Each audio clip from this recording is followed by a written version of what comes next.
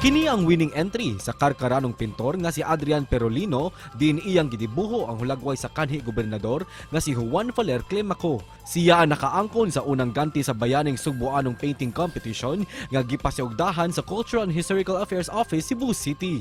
Pinaagi sa maong kompetisyon, gitinguha ni ini nga ilhon ang dakong natampo og kontribusyon sa atong mga Sugbuanong bayani alang sa atong kagawasan.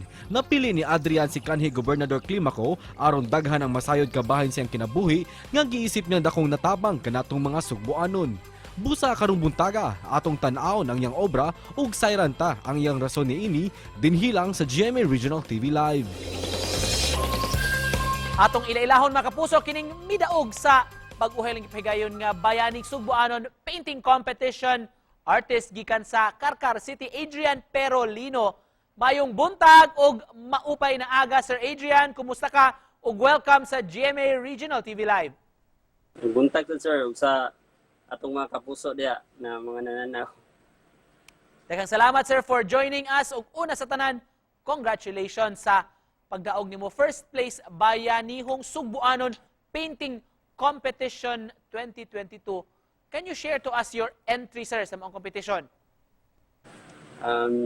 Akong entry kay si Kuan si Juan Valer Climaco, isa siya ka revolutionary during Philippine-American War ug siya pud ang second governor sa Cebu.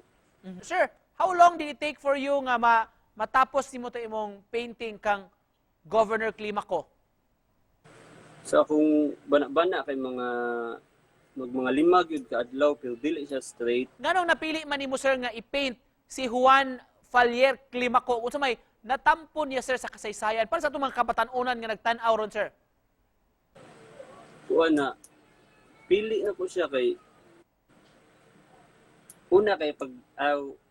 pag research na ko iyahad yung pangan ug naong ang nakita nako sa Google. So mo to akong gi-research iya ang pangan kung sa iyang natampo, sa iyang kuan. So mo to siya usa siya ka revolutionary during Philippine-American War o second governor sa Cebu na. Siya pud ang nag-initiate og construct anang dalan gikan Tabunok to Toledo na kanang gitawag na to karon og Manipis Road. O siya yung nag-initiate na og siya po'y nangu para mo kanang natukod karon ang kanang electric system nga kanang Veco, Visayan Electric Company. Siya. Basta sa mga natampo niya diri sa Cebu. So during na sa iyang panahon sir kining atong electric supply, electric company corporation. Yes sir, sa akong based on research mao na ang iyang na kuan. Gisugdan. Para nimo Sir Adrian, unsa ka importante man nga atong maila, atong ma-recognize ning contribution sa mga local heroes nato? Para nako kanang importante gyud nga mailhan sila labi na ilang mga contribution labi na sa mga kabatan-unan karon kay para dili sila makalimutan sa mga umaabot nga mga katuigan. Ikaw isip usa ka artist sir, unsa may dakong matabang kini mga paintings sa pag-preserve or paghatag og istorya sa atong kasaysayan? Ang painting dako gyud og tabang sa kasaysayan kay ang painting lifetime man gud siya. So dili siya mapapas ba so ma-preserve gyud siya. Kanang imong pagkahilig sa painting sir, unsa man na kanay nakagiliwatan or kinsa may nakapa-inspire nimo and at what age man ka nakasugod na og paghimo og mga obra? Edad wala kalimot ko kung unsa akong edad pero seryoso na ko kaning painting sukad nga inspire ko sa akong agaw nga tulpod siya butoy nag-guide na ko while the so good ko paint si Walter Bistel.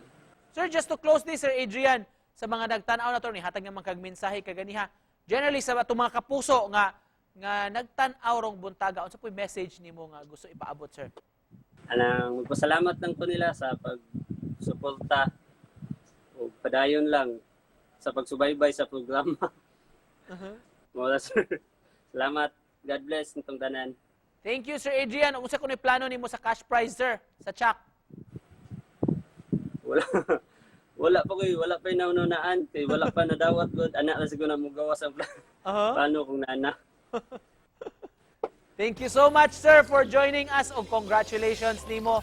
Ug salamat sa imong pag-recognize atong mga local heroes. Makapuso, ang artist nga si Adrian Perolino. Daghang salamat, sir. Salamat sad.